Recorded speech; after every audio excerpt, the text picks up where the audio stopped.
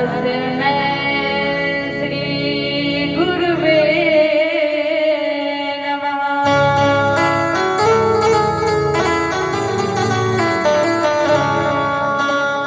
कृष्णाय वासुदेवाय हरे परमात्मने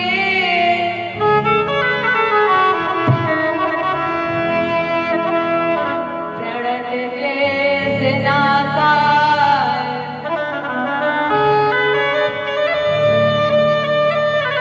गोविन्दाय नमो नमः।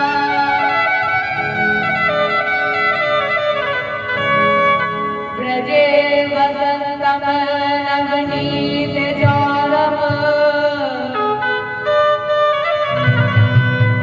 गोपाङ्गनानां जगत्कुलचौरम्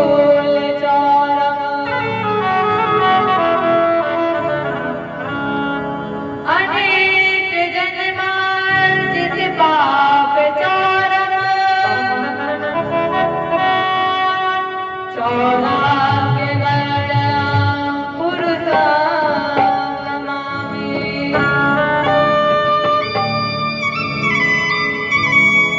नारायणं नमस्कृत्य नरं चैव नरोत्तमं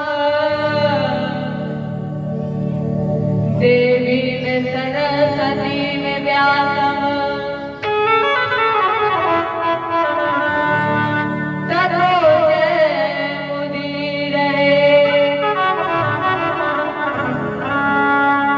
गिरिकोठाय व्रज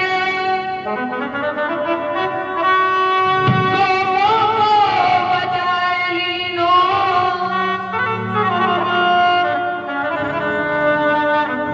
अग्निसेवाय पाण्डो बालक मझारी के।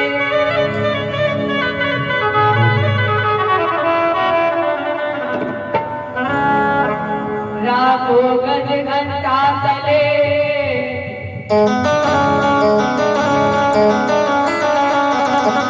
बालक विहंगम को। अल्लाह को गगने में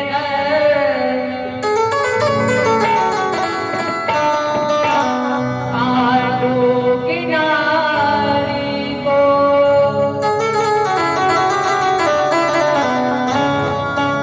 गज की अरज सुना ग्राह से छुड़ायो सीख। भारत मेरा प्रोगढ़ भीष्म ब्रह्मचारी को।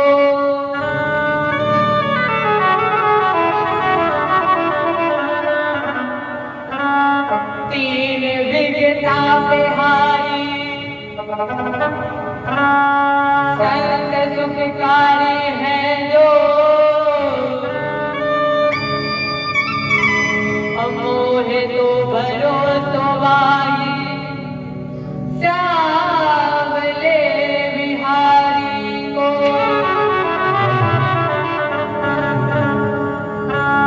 हे भारत के सारथी लाखों बार प्रणाम। आकर डोर संभालिए मन की छुट्टी लगा। भगत भक्त भगवंत गुरु चतुर नाम बपरे। अतिन के पग बंधन किए नासक भी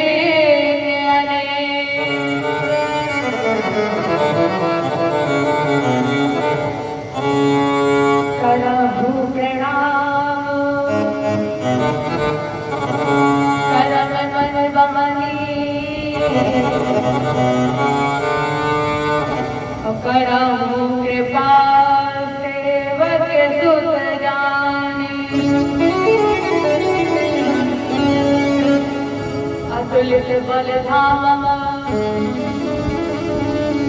कर्ण से लाभ दे हम, तनुज बद विशाल ज्ञानी नाम गण।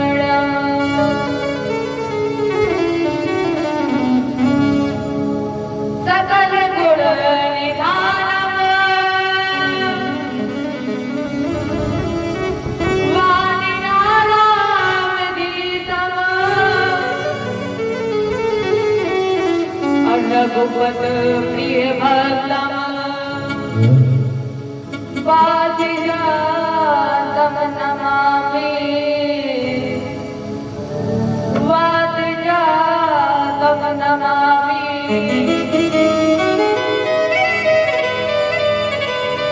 वादिजातम नमामि। जय बोलो कृष्ण भगवान की, रामचंद्र की, उमापति महादेव की, आदि शक्ति दुर्गे मैया की, भागवत भगवान की, बजरंगबली की जय। जय श्री राम। जय जय श्री राम। जय जय श्री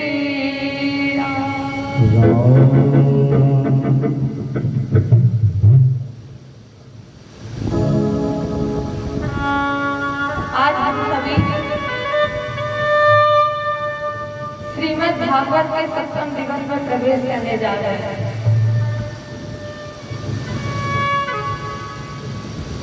सभी भक्तजनों से अनुरोध है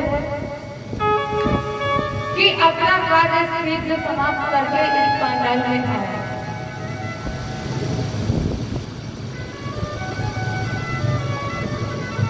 क्योंकि भगवान का नाम लेने से वो आनंद प्राप्त होता है जो हमें कहीं और नहीं मिलता।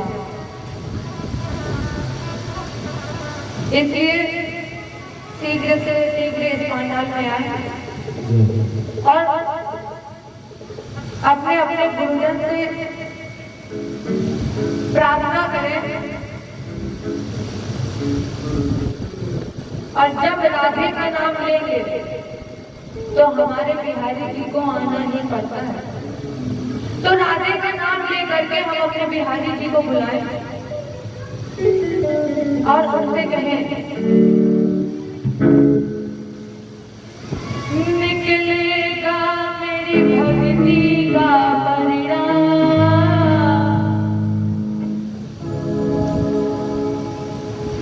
चाहे यहाँ पर सबरी को बैठा लो, चाहे हमारे विधुराई जी को, और दोनों हाथ उठा के बोलना, निकलेगा मेरी भक्ति का परिणाम।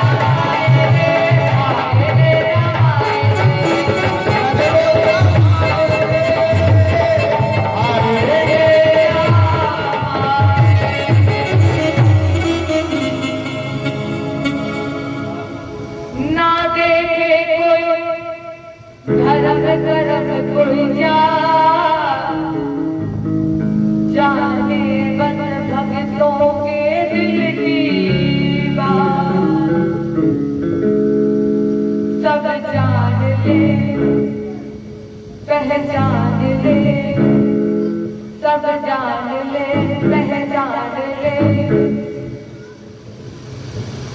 एक बार वो अपना मान ले, एक बार वो अपना मान ले, आकर साथ निभाएंगे, रात रात बोल आएंगे, आएंगे रात रात बोल आएंगे, आएंगे रात बोल आएंगे, आएंगे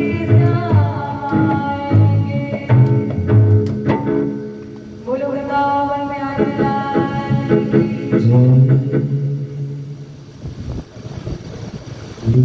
भगवान की।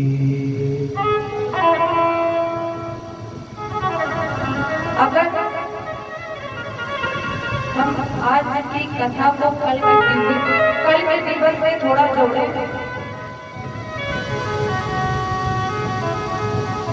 तो इंद्र ने वृंदावन में वर्षा कराई। अब जैसे ही वर्षा हुई तो गोविंद ग्वालों ने ठाकुर जी से याचना की। ठाकुर जी ने आदेश दिया सुदर्शन चक्र को कि गोवर्धन पर्वत पर तेज चलो और एक भी बूंद गोवर्धन जी पर ना गिरे। शेषनाग की खाई बनाई और भगवान बोले गौ की सेवा के बल पर अब यह गिरिराज उठाए हम और मेरा भी हाथ लगेगा पर पहले लाठियां लगाओ तुम।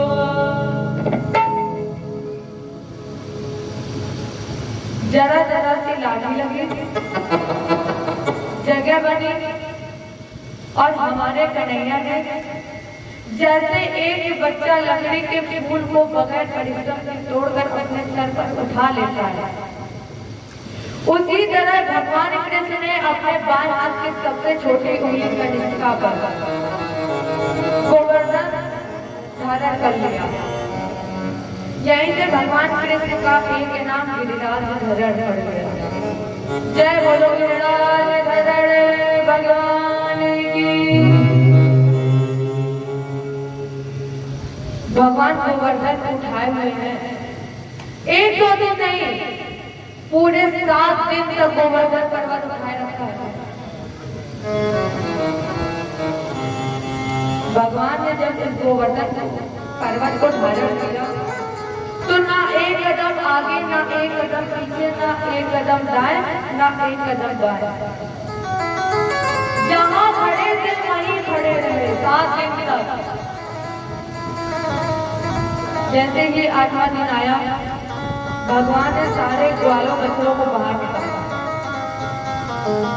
जहां से गोवर्धन उठाया था वहीं रख दिया। अब इधर इंद्र को मौका मिल गया भगवान के पास आने का। इंद्र भगवान के पास कामधेनु गाय को लेकर आ गए, तिलक किया, प्रार्थना की प्रभु आप तो जगत पिता हैं, आप तो अक्षम अपराध को भी क्षमा करने का सामर्थ्य रखते हैं, इसलिए प्रभु हमें क्षमा करें।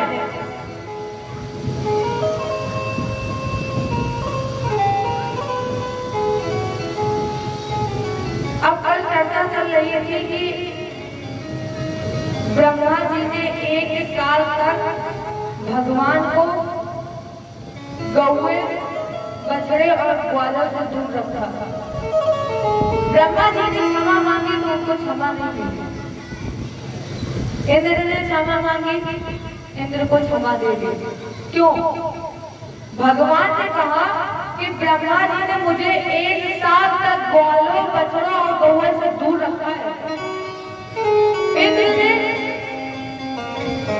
वर्षा तो की है, पर 7 दिन तक इंद्र ने हमें गौए, बछड़े और ग्वालों के साथ बांध कर रखा है। इसलिए भगवान ने इंद्र को क्षमा किया और कामधेनु गाय के दूध से तिलक किया। यहीं से भगवान कृष्ण का एक नाम गोविंद गोपाल गिरिराज धरण गिरधारी पड़ गया। बोलो गिरिराज धरण भगवान की।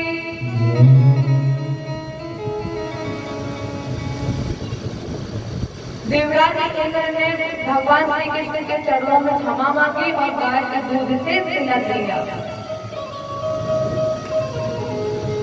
गिरिराज पूजन के द्वारा माध्यम बनाकर भगवान ने इस भारत को एक संदेश दिया है, क्योंकि गोवर्धन के कई अर्थ हैं। विद्वानों ने गोवर्धन के कई अर्थ निकाले हैं। उसमें से सर्वसाधारण अर्थ निकाला गया गोबर ही धन है। भगवान जानते थे कि भारत कृषि प्रधान देश है और अगर इस कृषि प्रधान देश में कृषक कल्याण चाहता है तो भारत में गौओं की वृद्धि करे। अगर कृषक ये चाहता है तो भारत में गौओं की वृद्धि करे। पहला संदेश दिया, अनमोल रत्न है गोबर, गोबर ही धन है। गो माने गाय, वर्धन माने वृद्धि। या भगवान ने गोवर्धन का पूजन करा के संदेश दिया कि मानव अगर कल्याण चाहता है तो भारत में प्रकृति का दोहन ना पड़े। इसके बाद श्रीमद् भागवत की कथा में बाबा नंद की एकादशी का वर्णन है। एकादशी व्रत का मतलब क्या है? एकादशी का मतलब ये नहीं है भूखों मरना। एकादशी व्रत का मतलब ये नहीं है कि तुम केवल भूखों मरो। 5 कर्मेंद्री, 5 ज्ञानेंद्री, 1 मन, इन एकादश इंद्रियों का दमन या एकादशी इंद्रियों को जीतना ही एकादशी है। व्रत क्या है? व्रत माने संकल्प। हमें क्या करना चाहिए? उपासना। संकल्प लेकर हमें उपासना करनी चाहिए। अब उपासना का मतलब क्या?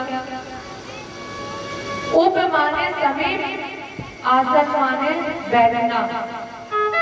संकल्प लेकर के भगवान के पास बैठना ही एकादशी व्रत है। अधर्म नहीं करोगे, अन्याय नहीं करोगे, किसी दूसरे को कष्ट नहीं दोगे। इन सारी बुराइयों को त्याग कर भगवान के समीप बैठना ही एकादशी व्रत है। बाबा इंद्र ने एकादशी का व्रत किया। ये सो रहे थे तो इनकी एक दिन अचानक नींद खुल गई। अचानक आँख खुली। अब इन्हें लगा कि सुबह हो गई है तो ये यमुना जी में स्नान करने के लिए चल पड़े। क्योंकि रात थी तो वरुण देव के दूत यमुना जी के किनारे टहल रहे थे।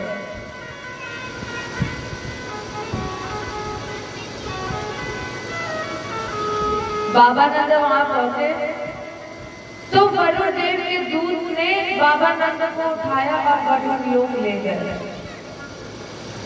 अर्धरात्रि थी।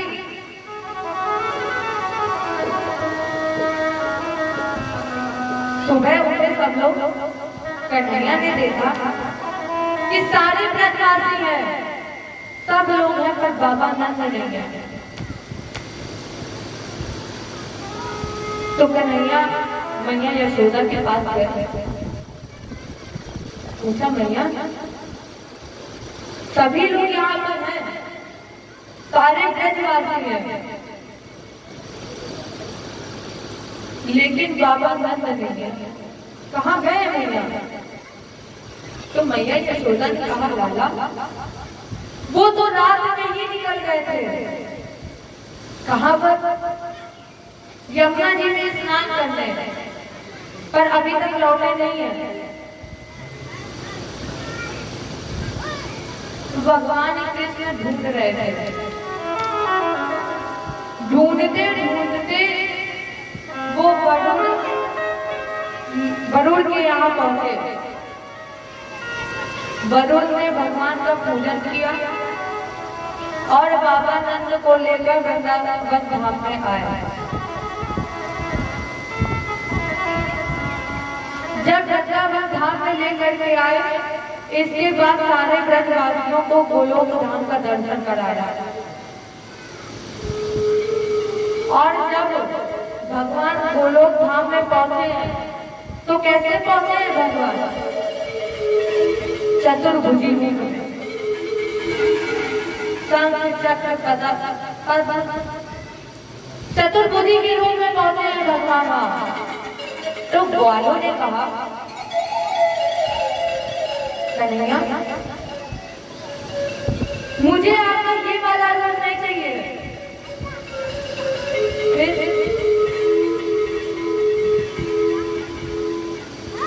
ग्वालों ने कहा मुझे वही वाला रूप चाहिए। भगवान ने कहा कौन सा? बताओ तो कौन सा रूप चाहिए? ग्वालों ने बोला वही वाला रूप जिसमें हम आपके साथ बैठकर भोजन कर सकते हैं, आपके साथ बैठ सकते हैं, आपके समीप आ सकते हैं। मुझे वो वाला रूप चाहिए।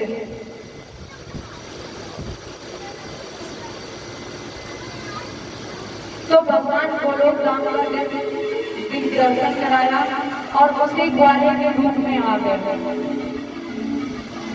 और गोलोक धाम का दर्शन कराने के बाद जब वापस आए,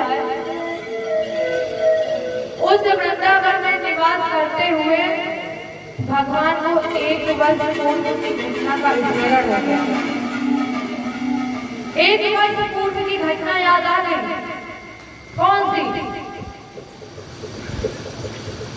जो उन्होंने गोपियों को वचन दिया था, और इसी वचन की पूर्ति हेतु भगवान ने आज बंसी बजाई। जब उस घटना का स्मरण हुआ, तो भगवान ने उसी घटना को याद करते हुए आज भगवान ने बंसी बजाई। सुखदेव जी कह रहे हैं भगवान अपीता रात्रि,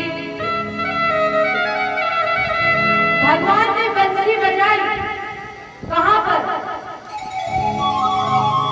सेवा कुंज में। शरद ऋतु की पूर्णिमा है और चंद्रमा आज 16 कलाओं से प्रकाशित करता है। भगवान अपिता रात्रि, भगवान जब बंसी बजा रहे थे रात्रि, वो रातें आई। कौन सी रातें? सुखदेव जी ने कहा मास दिवस कर दिवस भाव, परम रम न जाने को, और रवि समेत रवि क्यों निसागवन विधि हो।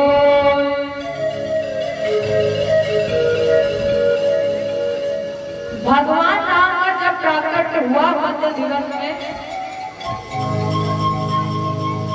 भगवान भास्कर जी आकाश मार्ग में रुक गए। तो इनके रुकने से जो रातें व्यतीत हुई, सुखदेव जी कह रहे हैं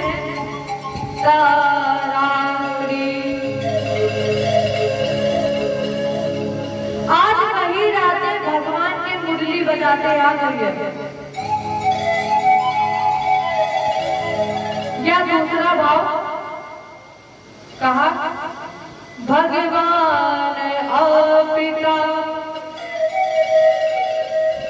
आज जो बंसी बजा रहे हैं उसका कोई पिता नहीं है, वो तो जगत पिता है, जगत पति है। या तीसरा भाव, भगवान अपि। अपि माने भी। यहाँ कृष्ण अकेले नहीं है। फिर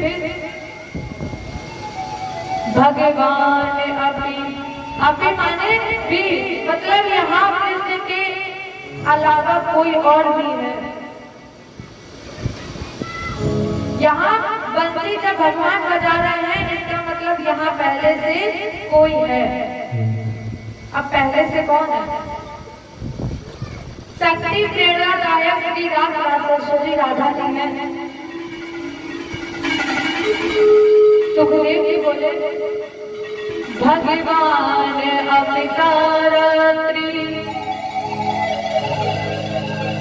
भगवान किसे कहते हैं? जिसके अंदर ये 6 गुण हो। कौन से? जिसके अंदर ज्ञान हो, वैराग्य हो, यश हो, कीर्ति हो, ये 6 गुण हो, उसे कहते हैं भगवान। और हमारे ठाकुर जी के अंदर तो ये 6 गुण हैं। हे चरण तुम्हें मन सक्री। इस कामना के साथ कि हम आज गोपियों का दमन करेंगे, और गोपियों का दमन करने के लिए भगवान ने किसका सहयोग लिया है? योग माया का। भगवान ने गोपियों का दमन करने के लिए आज सहयोग लिया योग माया का।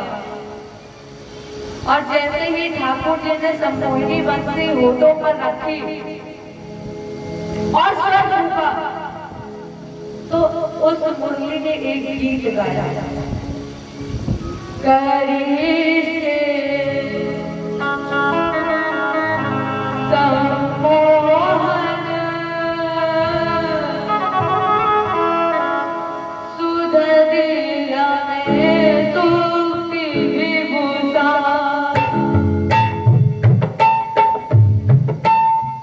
सुरेशा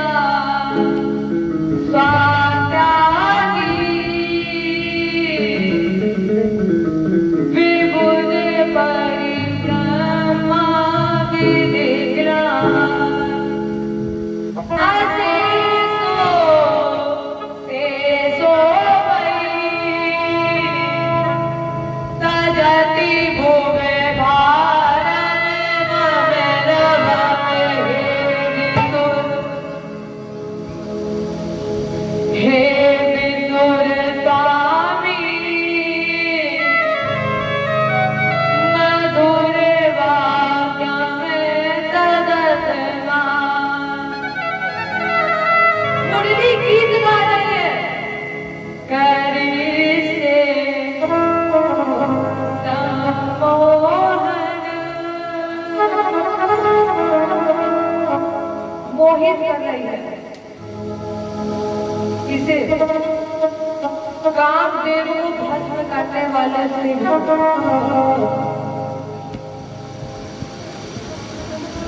उस मुरली ने गीत गाया कि शंकर जी का ध्यान भंग हो जाए। रमापति माने भगवान विष्णु लक्ष्मी जी को भूल जाए। ब्रह्मा जी वेद पढ़ना बंद कर दें और इंद्र इंद्राणी को भूल जाए। शेष जी अपने घरों पर 5000 करोड़ योजन का जो भार धारण किए हैं,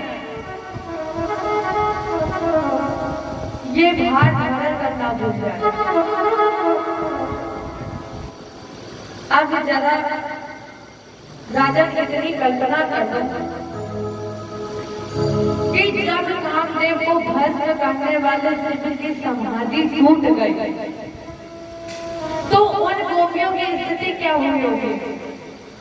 क्योंकि गोपियां तो एक ही बात कहती थी, सुबह शाम एक ही बात कहती थी, क्या? श्याम बन श्याम ही मन श्याम ही हमारो धन, अरे आठो जाम हमें श्याम ही तो काम है। श्याम गति श्याम मति श्याम ही है मेरो पति। और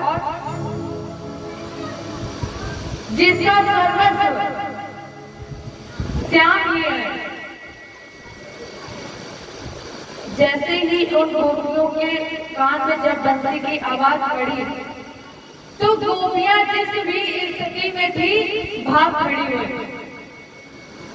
अब जीवात्मा अगर परमात्मा से मिलना चाहता है, जीवात्मा अगर परमात्मा से बनना चाहता है तो प्यारे 3 चीज छोड़ दो, शरीर, समाज और संसार।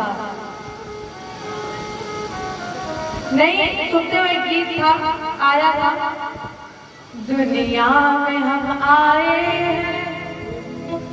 तो जीना ही पड़ेगा, जीवन है अगर जहर तो पीना ही पड़ेगा। तो आज गोपियों ने ये 3 चीज छोड़ दी, शरीर छोड़ दिया, समाज छोड़ दिया, संसार छोड़ दिया। जैसे ही मुरली की आवाज पड़ी तो कोई उठ दौड़ी, कोई भूल गई पौड़ी, और कोई भई बौरी भरी कदम की डाल, कोई खुले बाल, कोई भूधर विशाल। अच्छा, जिस स्त्री को शरीर, समाज और संसार का ज्ञान हो तो क्या वो स्त्री खुले बाल भाग सकती है? और कोई तज के श्रृंगार चली भूल सुध वाली, और कोई भागी गुलशन में, कोई गिरी घाटन में, और कोई पीड़ी पड़ी आंगन में दसाठी बिहार।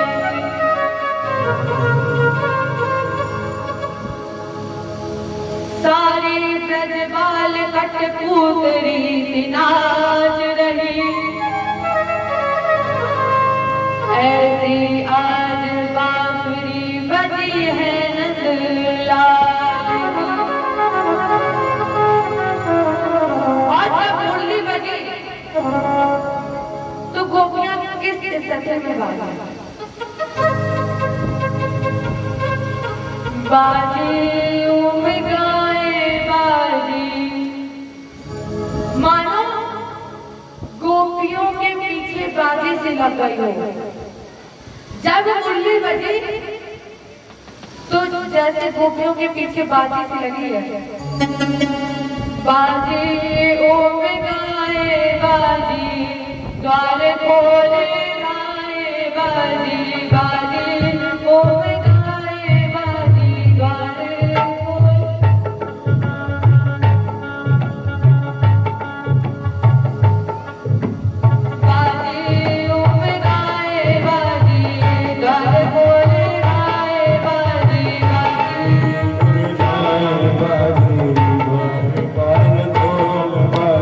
भारत गुलाए बाजी, व्याकुल है हर आंगन में।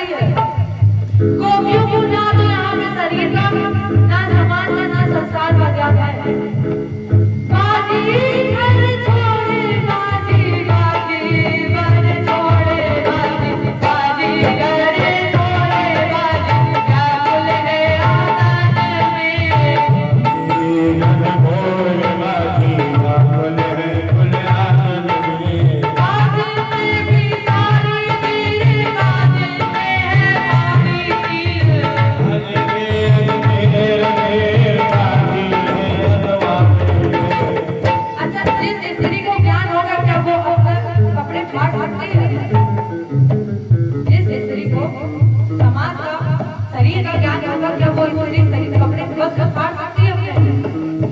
नहीं, गोपियों को नहीं ज्ञान है कि तुम कर क्या रही है। बात तेरी सारी मेरे बात तेरे भाई की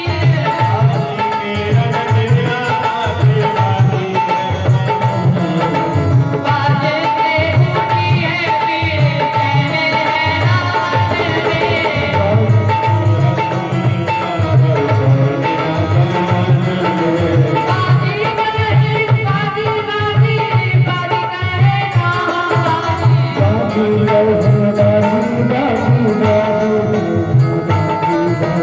कोई कोई गोपियां पूछ रही है बाजी, पर कहाँ बाजी?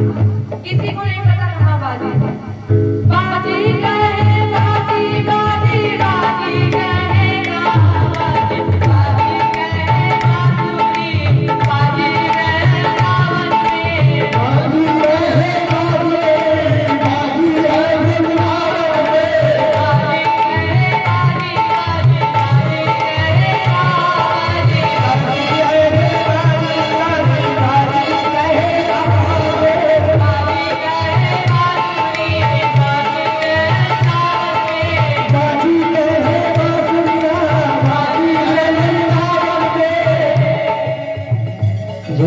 तो गोपियों ने तीन चीजें छोड़ दी।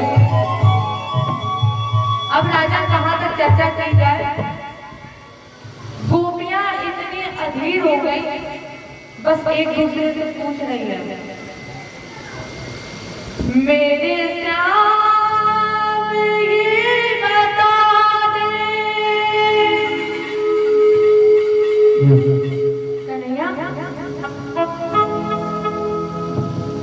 मेरे श्याम ये बता दे वो जाने कौन सी है जिसे सुन के सारी दुनिया तेरे दर पे झूमती है। मेरे श्याम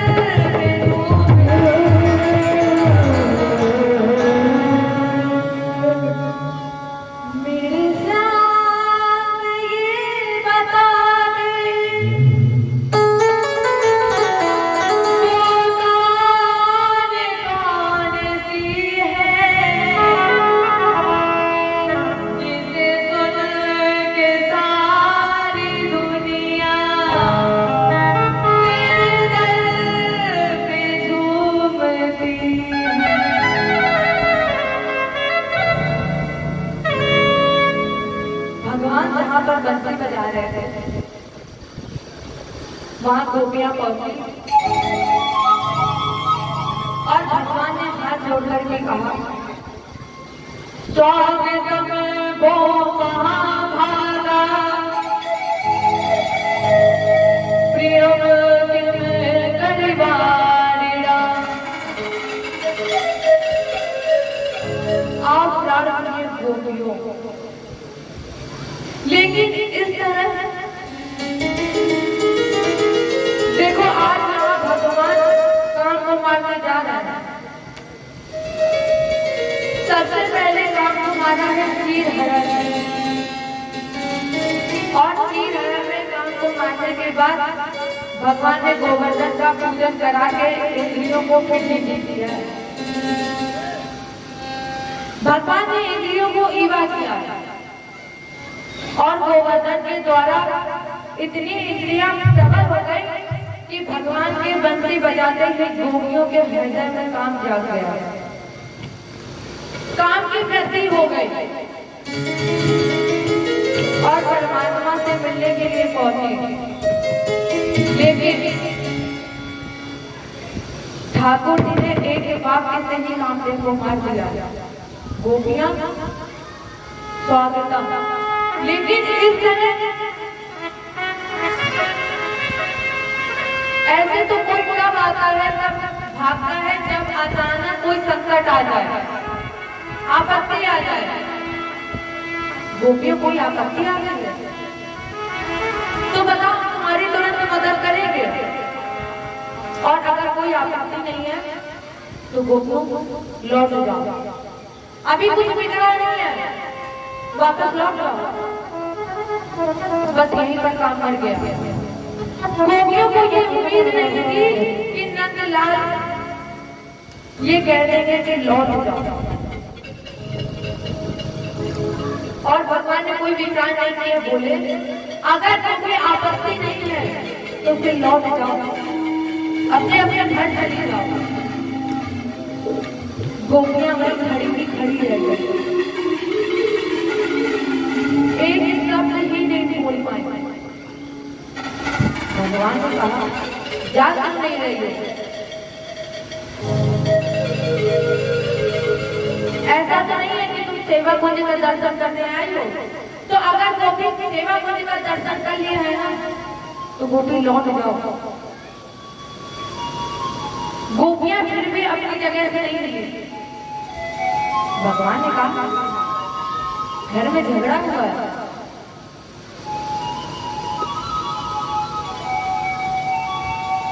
अगर झगड़ा हुआ तो हर घर में होता है, गोपी लौट जाओ। तुम मेरी बात अनसुनी क्यों कर रही हो? क्या पति तुमसे नाराज है? और अगर नाराज है तो जाओ मना जाके।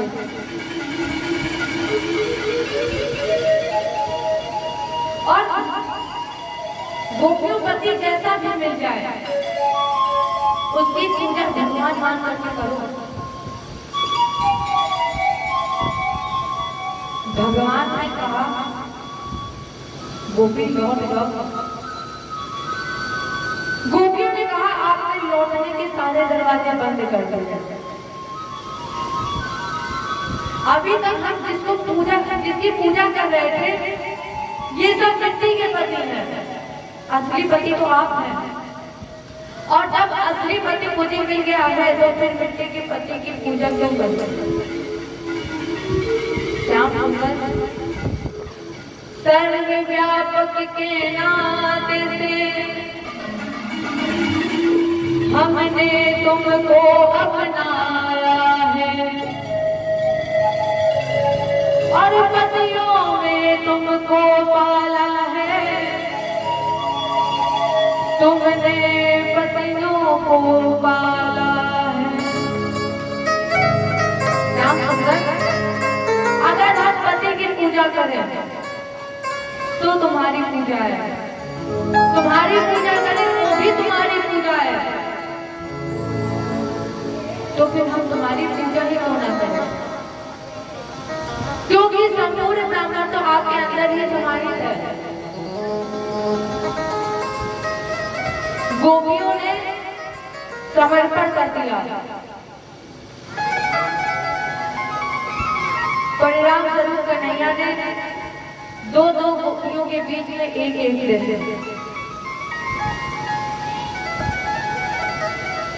योगेश्वरेश्वर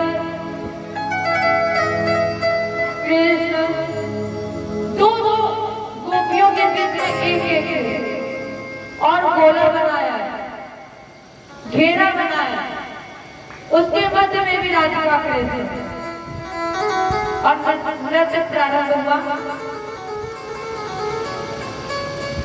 गोपियों ने कितना समर्पण दिया है भगवान के प्रति, और कह रहे थे ऐसे नहीं हम चाहनहार, और आज तुम्हें कल और को चाहे, देखते आंख निकाली अगर किसी और की करे जो निभाए।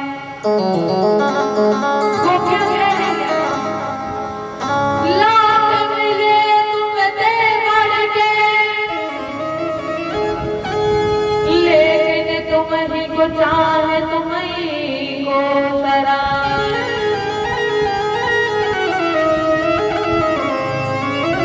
ऐसे वर को कावर जो बरत ही मर जाए, और मैं तो मरूं गोपाल को, मेरा सुहाग अमर हुई जाए।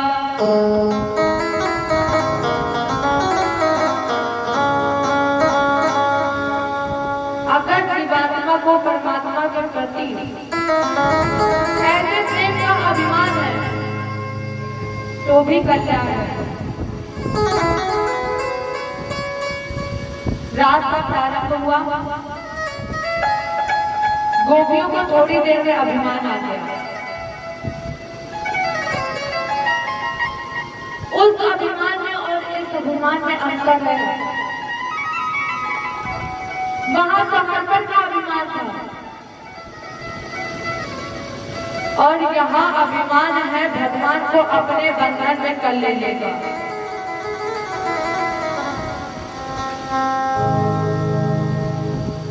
प्रेम के बस है दया निधान, जाति पाति का जितना क्या, जहाँ है प्रेम प्रधान, प्रेम के बस है दया निधान। तिबरी के झूठे मेरो दिया जिन्होंने मां, ग्वालों के संग नाच रहे हैं आज वही भगवान। प्रेम के बस है दया निधान। कितने बंधन हैं,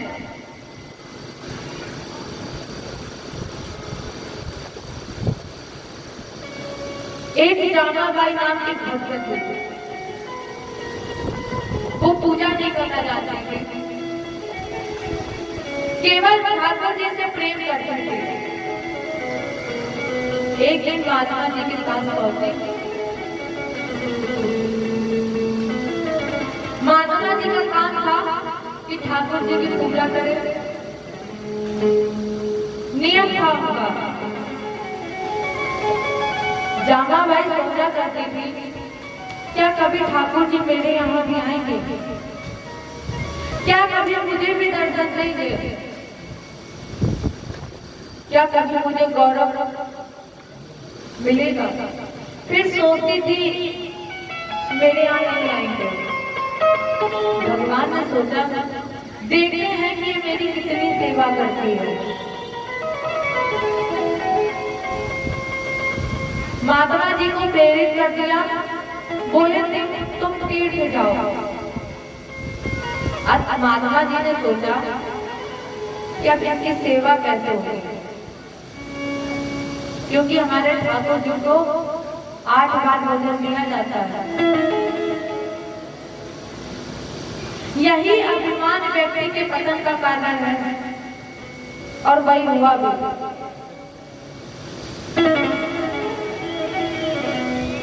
अंतर्हिते भगवती, जैसे ही गोपियों को अभिमान आया, अभिमान हुआ कि कृष्ण मेरे अधीन है,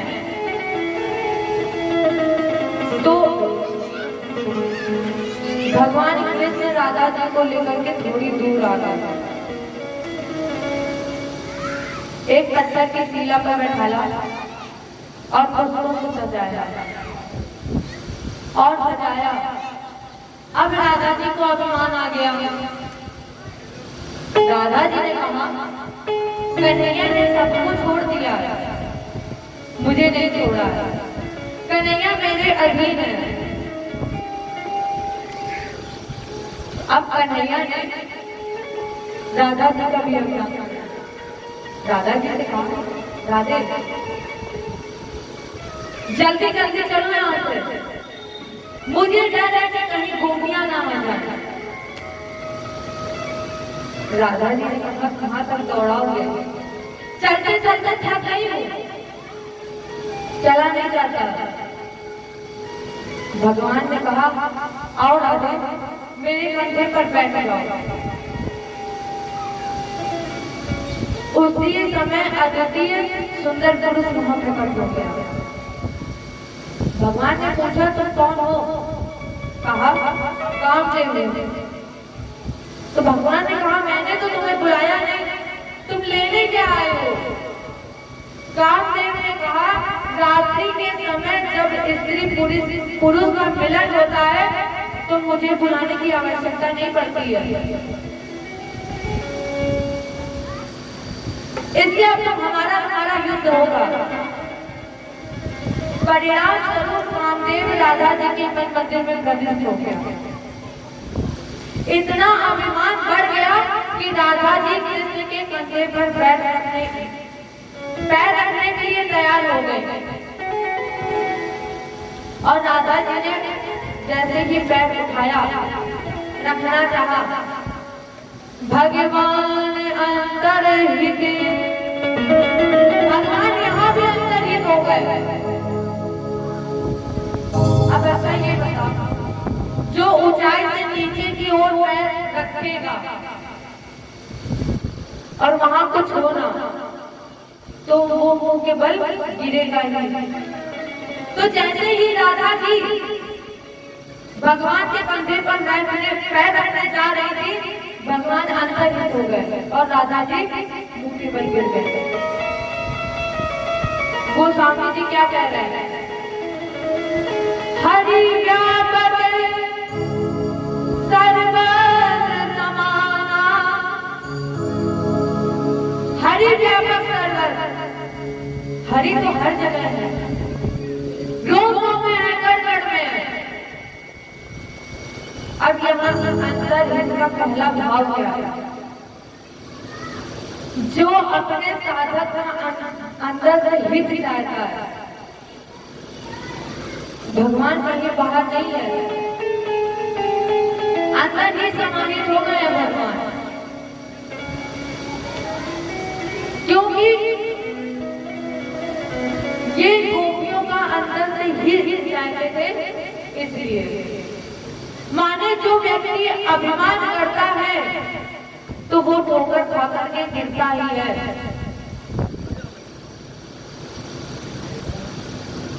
अब इधर गोपियां ढूंढते ढूंढते आ गई अशोक के वृक्ष के पास। बोली, हे अशोक के वृक्ष,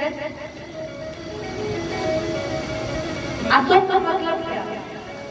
आ माने नहीं, शोक माने दुख।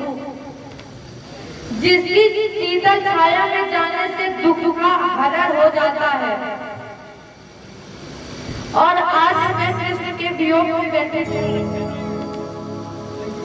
अगर तुमने कृष्ण को देखा हो मुझे उसका पता बता दो, तुम्हारा नाम सार्थक हो जाएगा। पर अशोक के प्रश्न से कोई उत्तर नहीं मिला और आगे गोपियां बढ़ी।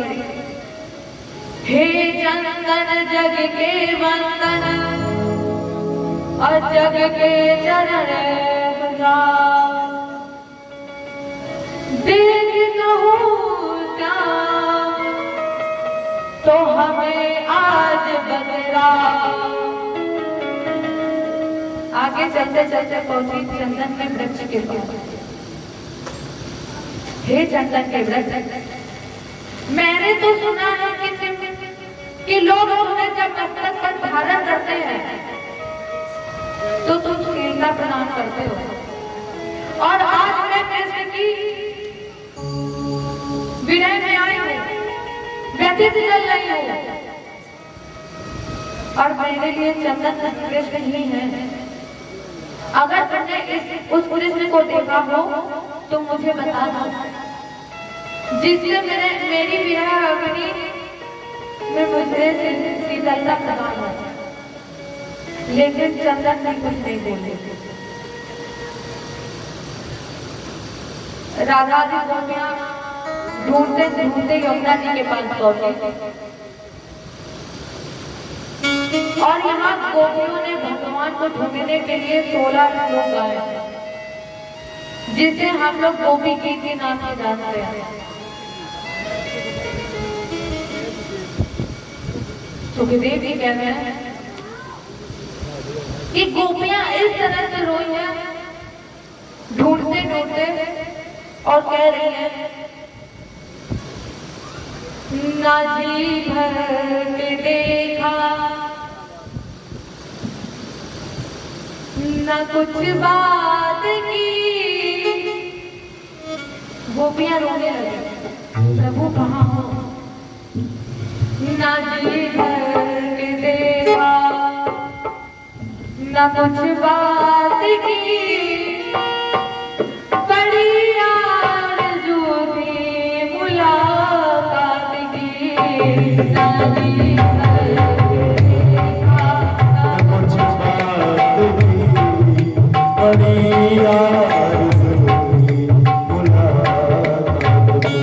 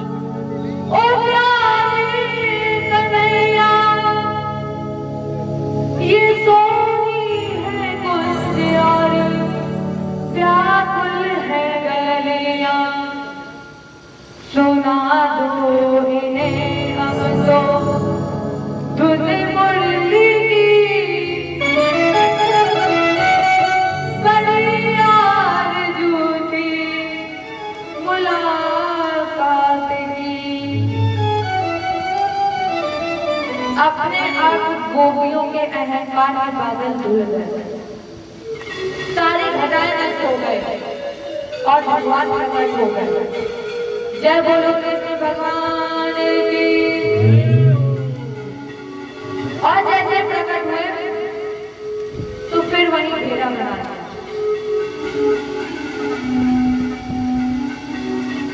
और जब घेरा बनाया सेवा कुंज में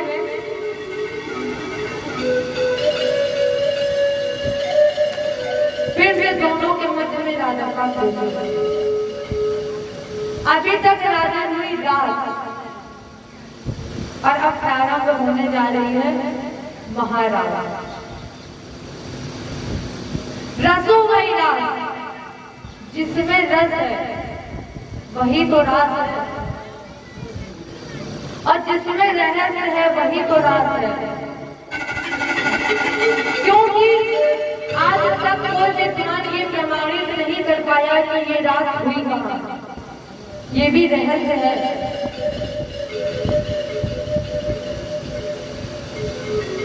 कुछ लोग गोकुल में कहते हैं, कुछ लोग गोलोक में, और अगर इसका मंथन किया जाए तो अर्थ दोनों का एक ही है। गोकुल का शाब्दिक अर्थ है गो माने इंद्री, कुल माने समूह, और गोलोक का गो माने इंद्री, लोक माने रहने का स्थान। अब इंद्रियों का समूह कहाँ है? इसी शरीर में, और इंद्रियां रहती कहाँ? इसी शरीर में। अर्थात इस शरीर के माध्यम से जीवात्मा के परमात्मा का साक्षात्कार ही रास है। माने जीवात्मा से परमात्मा का मिलन हो जाए, समझ लो रास हो गया। ये रहस्य है। या भगवान कृष्ण इस भारत की पवित्र भूमि पर रहे हैं 125 वर्ष,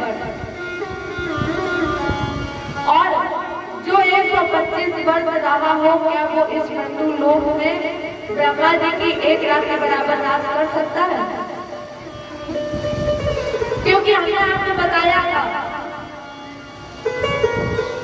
कि ब्रह्मा जी की रात में 1000 सतयुग, 1000 त्रेता, 1000 द्वापर और 1000 कलयुग है। भगवान की उम्र कितनी? 125 वर्ष। तो जो 125 वर्ष भारत में रहा हो, क्या वो 1000 चतुर्युग का राज कर सकता है? यह भी एक रहस्य है, इसलिए इसका नाम है राज। ये भागवत का रहस्य है। और जैसे महाराज का शुभारंभ हुआ, माता पार्वती जी ने प्रणाम किया भोलेनाथ को और कहा, भोले बाबा मैं तो जा रही हूँ। शंकर जी ने पूछा, देवी कहाँ जा रही हूँ? माता जी ने कहा, मैं आज जा रही हूँ वृंदावन ब्रजधाम सेवा कुंज में। क्यों? माता जी जान गए, इसका मतलब इनके पास आमंत्रण नहीं पहुंचा है। भोलेनाथ ने कहा कि मैं भी जाऊंगा। अब माता पार्वती जी ने कहा कि पुरुष का प्रवेश वर्जित है। तो भोलेनाथ ने कहा ठीक है, मुझे भी अपनी तरह बना लो। तो ओढ़निया लेकर के, मतलब महिलाओं के सारे वस्त्र लेकर के भोलेनाथ जी के पास, और भोलेनाथ बिल्कुल गोपियों की तरह ही तैयार हुए। अब कहा गया एक दिन भोले भंडारी,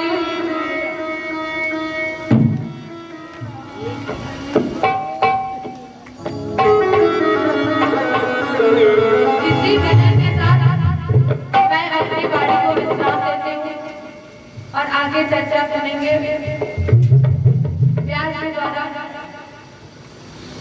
एक दिन भोले भंडारी पर करके ब्रजधारी,